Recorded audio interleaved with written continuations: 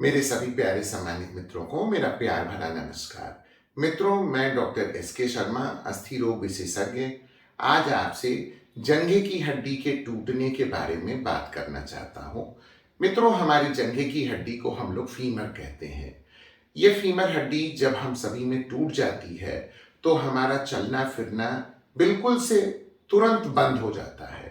मित्रों, सबसे पहले हम ये जानेंगे यदि जंघे की हड्डी टूट जाती है तो इसे हमें जानने के लिए कोई विशेष चीजें नहीं ध्यान रखनी है। सर्वप्रथम हमारे तीक्ष्ण दर्द हमारे जंघे में होगी। दूसरी सबसे बड़ी चीज, हमारा पैर मुड़ जाएगा। तीसरी सबसे बड़ी चीज, हम चलने में बिल्कुल से असमर्थ होंगे। और चौथी सबसे बड़ी चीज, हमारा पैर यदि हम गौर से देखेंगे तो पैर छोटा हो जाएगा।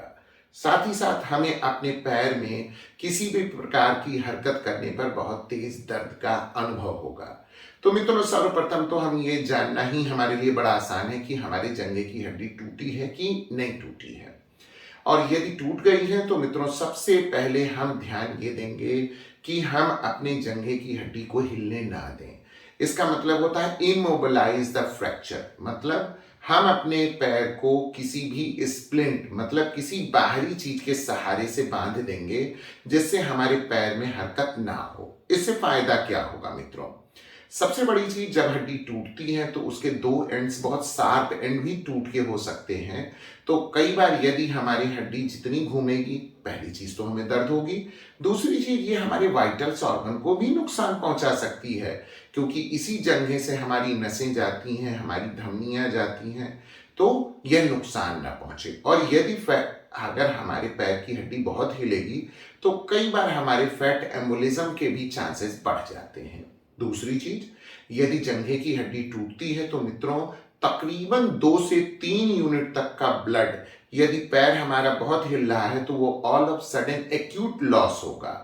चाहे हमारी हड्डी कटकर वह खून बाहर निकले या वह हड्डी के अंदर ही, मतलब हमारे मांसों के बीच में ब्लड इकट्ठा हो जाए, तो हम इस तरीके से जान सकते हैं हमारा पैर टूट चुका है। अब मित्रों, इसके बाद जो स्प्लिंटेज वाली बात कहा, स्प्लिंटेज के तौर पर आप कोई भी चीज करें, हम अपने जंघे के साइड में कोई भी फंठी से बांध दें, दुपट्टे से, मफलर से, कोई पट्टी से, क्रेप बैंडेज से हम इसे बांध देते हैं ताकि हमारा पैर इमोबिलाइज हो, हिले डुले नहीं। इसके बाद हमें इमरजेंसी के तौर पर एक अस्थि रोग विशेषज्ञ के पास आना है। निकटवर्ती भी जो हमारे डॉक्टर साहब लोग हैं उनसे भी चाहें तो आप प्राथमिकी करा सकते हैं, जैसे स्प्लिंटेज हो गया, पेन से रिलीव करने के लिए। कई बार जंघे की हड्डी टूटने पर, बहुत ब्लड लॉस होने पर दिक्कत आती है कि बीपी बहुत कम हो जाती है, तो हमारे जो पेरिफेरी के डॉक्टर साहब लोग हैं वो कम से कम आपको फ्लूइड रिप्लेसमेंट कर देंगे, जिससे हमारे आने तक मरीज को उसके कोई भी बीपी की कमी से कोई जान के खतरे वाली चीज नहीं रहती है। अब मित्रों, जब आप हमारे पास आते हैं तो सबसे पहले हम लोग आपके जंघे का एक एक्सरे कराते हैं। देखिए मित्रों, एक्सरे जंघे का पूर्ण रूप से होना चाहिए।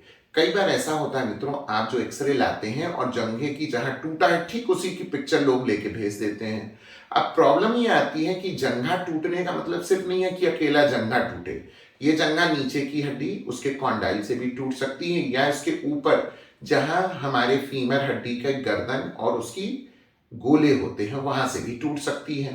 तो पूरा जंघे का एक एक्सरे कराना बहुत जरूरी है। और इसके लिए एक शानदार सा एक्सरे है, मैं एडवाइस भी करूंगा पेरिफेरी के डॉक्टर साहब भी लोग जब इस तरीके का एक्सरे कराएं तो जरूर या तो आप x-ray thigh AP and lateral करा दें, या आप एक्सरे एपी विथ हिप करा दें और एपी विथ नी करा दें, या लेटरल विथ नी करा दें। इससे हम लोगों को 100% पता चल जाता है कि फ्रैक्चर किस जोन में है। इसके उपरांत मित्रों, जब भी जंघे की हड्डी टूटती है हम लोग सबसे पहले आपका ब्लड प्रेशर नापते हैं। यदि सब कुछ नॉर्मल है, आप स्प्लिंटेज करा कर आए हैं, कई बार लोग बहुत अच्छे से स्प्लिंटेज नहीं होते हैं, हम लोग उसे स्प्लिंट अच्छे से कर देते हैं। इसके उपरांत हम लोग प्राइमरी मैनेजमेंट करना शुरू करते हैं, मतलब आपकी जो भी जांचें होती हैं, सीबीसी काउंटिंग हो गई, अगर एज वाइज मान लीजिए एज कोई बहुत ज्यादा है तो फिर आपकी जब कंप्लीट काउंटिंग होगी, यदि ब्लड कम है, कोई ऐसी चीज है, तो उसी हिसाब से हम लोग आपको मैनेज करते हैं। मिनिमम जंघे की हड्डी टूटे तो 24 घंटे हम लोगों का रुकना बेहद जरूरी होता है, क्योंकि जो भी फ्रैक्चर हीमेटोमा है, पहली चीज तो ये एक स्टेसिस पॉइंट ऑफ व्यू से आ जाए। दूसरी चीज कि किसी भी फैट एम्बोलिज्म की चीज है तो ये हमें 24 घंटे में पहले डिक्लेयर हो जाए। अदरवाइज पता चला फैट एम्बोलिज्म के पिक्चर्स आ रहे हैं और हम लोग फिर आपको बेहोशी भी देंगे तो वो भी आपके लिए एक थोड़ी खतरे वाली चीज होती है। अब मित्रों इतना समझें कि जब ये सारी चीजें होंगी तो हम लोग आपको ऑपरेटिंग प्रोसीजर के लिए ले जाते हैं। जंघे की हड्डी टूटना यदि कोई व्यक्ति विशेष या बच्चा 5 साल से कम का है, मोटे तौर पे मानिए 5 साल से कम का है, तो उसे प्लास्टर से ही जोड़ने का हम लोग प्रयास करते हैं। अब वो चाहे हड्डी एक के ऊपर एक रहे या खींचने के बाद अप्रोक्सीमेटेड हो। बच्चों में हड्डी को कोई सूत में सूत बिठाने की जरूरत नहीं होती है। अब मित्रों अगर 5 साल के ऊपर के लोग हैं तो 5 साल से लेकर के 12 साल तक के बच्चों में हम लोग ये उम्मीद करते हैं कि हड्डी का अप्रोक्सीमेशन बेहतर होना चाहिए। मतलब एक सिंगल एंडर नेलिंग होती है। हम लोग अपने छोटे बच्चों में एपिफाइसिस को बचाते हुए एंडर नेल डाल देते हैं ताकि उनकी ग्रोथ प्लेट कहीं भी गड़बड़ में ना पड़े। अब जो व्यक्ति मान के चलिए कि 12 साल से ऊपर के हैं, 18 साल के ऊपर मानिए, तो 18 साल के ऊपर वाले लोगों में फिर हम लोग अप्रोक्सीमेशन ऐसा करते हैं कि हमारा इम्प्लांट उस पेशेंट में स्टेबिलिटी भी दे, उसको अर्ली वॉकिंग में भी मदद करे। तो इस प्रकार से हम लोग इम्प्लांटेशन करते हैं। अब मित्रों देखिए कई बार कई सवाल उठते हैं कि आखिरकार मैं कौन सा इम्प्लांट लगाऊं, मैं प्लेटिंग कराऊं, मैं नेलिंग कराऊं, मैं रिम्ड नेल कराऊं, मैं अनरिम्ड नेल कराऊं, मैं मोटी सरिया डालूं या 3-4 मिलकर पतली सरियों का पिरो करके पिरो दूं। देखिए मित्रों ये सभी आप डॉक्टर के बुद्धि विवेक पर छोड़ें कि आपके लिए बेहतर कौन सी चीज है, आपके डॉक्टर साहब आपको बताएंगे। अब मित्रों देखिए होता क्या है, जब भी हम लोग इस तरीके का मैनेजमेंट करने चलते हैं तो लोगों के मन में सबसे पहली चीज उठती है, साहब कौन सी सरिया पड़ेगी। अब देखिए यहां क्या होता है मित्रों, देखिए नेलिंग 2 तरीके की होती है। मान लें एक व्यक्ति विशेष ऐसा है जिसके पैर में कोई घाव नहीं हुआ। देखिए मित्रों जंघा टूटने के समय में कई बार जंघे की यह हड्डी फाड़कर बाहर भी निकल आती है। अब मान लीजिए यह हड्डी फाड़कर पैर को बाहर आती है तो फिर कोई भी रिम्ड नेल नहीं डाली जा सकती है। देखिए मित्रों रिमिंग का मतलब यह होता है कि हम जब कोई सरिया एक मोटी सी है और उसको पिरोना है तो चूंकि वो मोटी सी सरिया और हमारे जंघे की हड्डी बिल्कुल सीधी नहीं होती है, ये थोड़ी सी सी शेप में होती है, तो हमको इसके लिए रिमिंग करनी पड़ती है। अच्छा रिमिंग जब भी हम लोग करेंगे तो इसके लिए किसी भी व्यक्ति विशेष का कंपाउंड इंजरी नहीं होनी चाहिए। अदरवाइज क्या है, इन्फेक्शन पूरे पैर में फैल जाएगा। तो हम लोग इस जगहों पर सॉलिड नेल करते हैं। सॉलिड नेल मतलब 3-4 एंडर नेलिंग पतली पतली मिलाकर उसे उसको भर दिया जाता है। अब मित्रों इसके बाद क्या होती है कि जब नेलिंग हम लोग करने के लिए चलते हैं तो कुछ लोगों के सवाल आते हैं, डॉक्टर साहब इसमें किस मेटल की नेल डालेंगे। तो बहुत लोग कहते हैं मुझमें टाइटेनियम की नेल डाल दीजिए, मुझमें स्टेनलेस स्टील की कौन सी नेल पड़ेगी। मित्रों संसार में इम्प्लांट के दाम पर मत जाइए। इम्प्लांट अब कंपनियां बनाती हैं, उन्हें मार्केटिंग स्ट्रेटजी है, तो वो कभी टाइटेनियम में कह देंगी, कभी कुछ में कहेंगी। देखिए मित्रों कभी भी हम लोग जंघे की जब सरिया डालते हैं और जब ये चीज जुड़ जाती है तो हमको 2 साल के अंदर अपने इम्प्लांट को निकलवा लेना चाहिए। आप किसी भी चीज के मेटल को डालें वह 2 साल में निकल जानी चाहिए। संसार में सबसे अच्छी सरिया जो होती है वह स्टेनलेस स्टील की होती है और तकरीबन इसका जो नंबर होता है वो 316L होता है। मतलब ये रस्ट फ्री आपकी नेल होती है। अगर ये पड़ गई है तो बशर्ते आप में कोई इंफेक्शन ना हो, जैसे आप कंपाउंड इंजरी हो, अदरवाइज आपको ये नेल इनर्ट होती है या आपको कोई इम्प्लांट रिएक्शन नहीं करती है। अब मित्रों जब भी जंघे की हड्डी टूट गई और मान लीजिए हम एंडर नेल डाल देते हैं, और जब हम एंडर नेल को डाल देते हैं इसके उपरांत मित्रों हम लोग तुरंत नहीं चला सकते। हम लोग तकरीबन ये मानकर चलिए कि आपको 10 दिन बाद ही चलाने के लिए शुरुआत करते हैं। कारण मित्रों देखिए अब जब भी हड्डी टूटेगी तो जरूरी नहीं है सीधे हड्डी पर इंपैक्ट पड़ता है। सबसे बड़ी चीज है ये सारा इंपैक्ट आपके अपने मांस पर भी पड़ता है, क्योंकि सबसे पहली चोट किस पर आएगी, आपके मांस पर आएगी। मांस के बाद आपकी हड्डी टूटेगी। तो इस प्रकार से जब भी हम लोग इस प्रकार से फिक्सेशन करते हैं तो 10 दिन के बाद ही चलाना उचित समझते हैं। कारण क्योंकि इस समय आपकी जो भी सॉफ्ट टिश्यू चीजें हैं उनकी स्वेलिंग ये सब चीजें कम हो जाती हैं। तो 10 दिन के चलाने के बाद आपको बहुत पेन नहीं होता है। तो नेलिंग कोई सी भी करें, चाहे हम आपको रसेल टेलर नेल डालें, एंडर नेल डालें, बशर्ते ये ट्रांसवर्स फ्रैक्चर हो तो हम लोग आपको चलाना शुरू कराते हैं 10 दिन के बाद। अब अगर हाईली कम्युनिटेड टाइप का फ्रैक्चर हो जाए, सेगमेंटल टाइप का फ्रैक्चर, इसका कहने का मतलब है साहब कि एक लाइन दो खंडों में ना टूटे, एक से ज्यादा खंडों में टूट जाए तो इसे कम्युनिटेड कहते हैं। सेगमेंटल ये कहते हैं कि एक नीचे टूटा है और एक ऊपर टूटा है, तो सारा फोर्स, सारी तनाव आपकी सरिये पर आ जाएगी। तो हम लोग क्या करते हैं, आपको हो सकता है थोड़ा कहें कि बाद में चलिए, जैसे महीने भर बाद में चलिए, तो इससे फायदा भी है। इससे आपके फ्रैक्चर के हिमेटोमा को सॉफ्ट कैलस बनने तक का हम इंतजार कर लेते हैं, और अनड्यू हम बहुत आपके इम्प्लांट पर प्रेशर नहीं देना चाहते। क्योंकि मित्रों एक बात सदैव अपने ध्यान में रखिए, यदि आपको वजन पूर्ण रूप से तभी डाल सकते हैं जब आपकी हड्डी जुड़ी हुई हो। अब मित्रों जब ये सारी चीजें हो गई तो एक सवाल पूछा जाता है, डॉक्टर साहब आप ये बताएं प्लेटिंग करेंगे कि नहीं।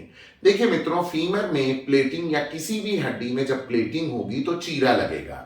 अच्छा, बड़ा सा चीरा लगेगा तो आप सबसे पहले हड्डी को जुड़ने से इनकार करने की बात करेंगे। कारण क्या है?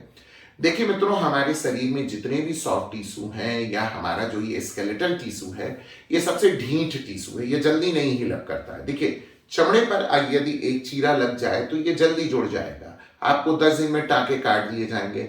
मगर हड्डी के टिश्यू का जुड़ना बड़ा मुश्किल होता है, ये तकरीबन 9 महीना लेता है। अब मित्रों इसके ऊपर भी आप बहुत ध्यान देंगे।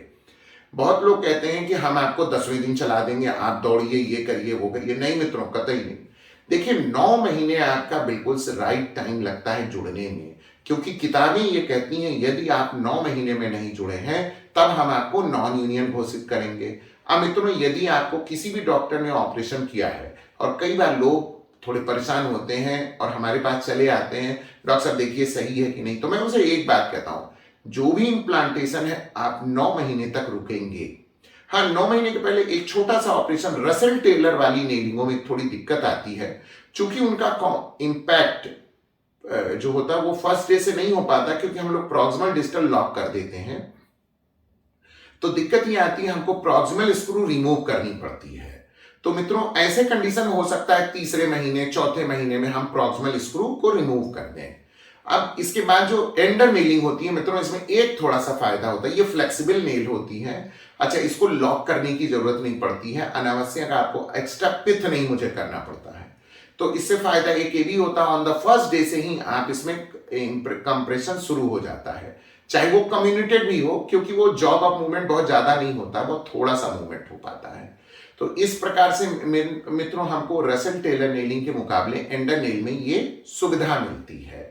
अब इसके बाद अगर अगली प्रक्रिया है तो लोगों का जैसा प्लेटिंग के ऊपर थी, अब एक सबसे कॉमन सा सवाल पूछा जाता है, डॉक्टर साहब क्या मुझे आप गलने वाली सरिया डालेंगे? नहीं मित्रों, इस प्रकार की संसार में कोई सरिया नहीं आती है।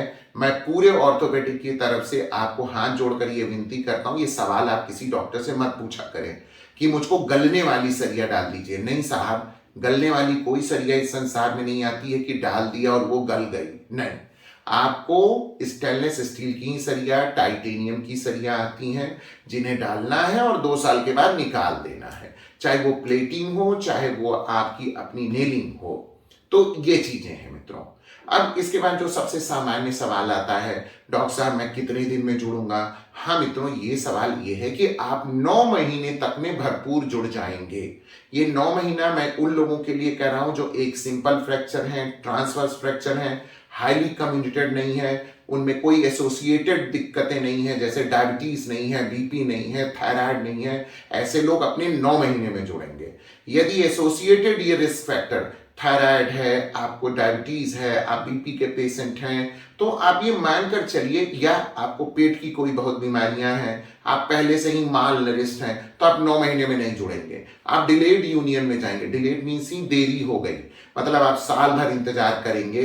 और अगर यही कंपाउंड इंजरी है, मतलब जहां हड्डी फाड़ कर बाहर आ गई है, कोई ऐसी चीज है, तो मित्रों ये मानकर चलिए कि 1.5 से 2 साल तक भी आपको लग सकता है। और अगर मित्रों मैंने सारी चीजें की हैं, सभी चीज अच्छी है और आप फिर भी नहीं जुड़ते हैं, तो 9वें महीने बाद ही हम आपको बोन ग्राफ्टिंग के लिए एडवाइस करेंगे।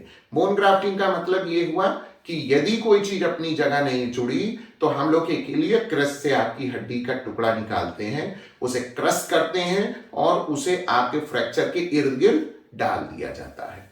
तो मित्रों इस तरीके से फ्रैक्चर सैप्ड फीमर का मैनेजमेंट हम लोग करते हैं। मैं आप लोगों की इस तरीके की चीज का मैनेजमेंट आप एंडर नेलिंग से करता हूं। मित्रों एंडर नेलिंग एक सुपीरियर सी चीज होती है जिसमें आपको कोई चीरा नहीं दिया जाता है। एक टांके से ऑलिंग से करते हुए आपकी यह सर्जरी हो जाती है। ये विदाउट रिमिंग नेल है, मतलब हमें कोई एक मोटी सरिया नहीं डालनी है, इसमें कोई मुझे रिमिंग नहीं करनी है। रिमिंग के अपने एक खतरे होते हैं। जो ये सिंगल मोटी सरिया आती हैं, इसमें प्रॉब्लम ये होती है जब हम रिमिंग करने शुरू करते हैं तो बहुत लोगों में फैट एम्बोलिज्म, कई बार मल्टी ऑर्गन फेल्योर तक देखने में मिलता है। और यह आंकड़ा 100 में तकरीबन 2% लोगों में होता है। मतलब 100 में 2 व्यक्ति में फैट एम्बोलिज्म क्रिएट हो सकता है रिमिंग के दौरान। मित्रों ये जो मैं बातें कर रहा हूं ये कोई हवा हवाई नहीं कर रहा हूं, ये सारी चीजें लिटरेचर में डॉक्यूमेंटेड है। बट जो सॉलिड नेल होती हैं वो सुपीरियर मानी जाती हैं, कारण इनमें आपको रिमिंग नहीं करनी है। तो ये एक सबसे अच्छी एडवांटेजियस चीज है। और आप किसी भी जगह के फ्रैक्चर हो, सैफ्ट के हो, जंघे की निचली हड्डी में हो, ऊपरी हड्डी में हो, सब जगह के लिए एंडर परफेक्ट माना जाता है। इस प्रकार से मित्रों मैं आपको एंडर के प्रति, आपको इसके फायदे, अन्य सरियों के भी फायदे और नुकसान के बारे में मैंने आपको बताया। मुझे उम्मीद है आपका ज्ञान वर्धन हुआ होगा और आप इन चीजों के सवालों से अब इससे संतुष्ट हो जाएंगे। तो मेरे सभी मित्रों को मेरा प्यार भरा नमस्कार।